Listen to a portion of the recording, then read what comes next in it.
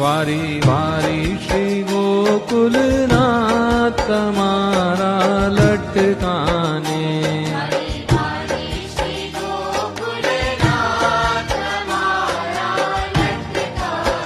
હે વારી વારી શ્રી ગોકુલનાથ તમારા લટકાને.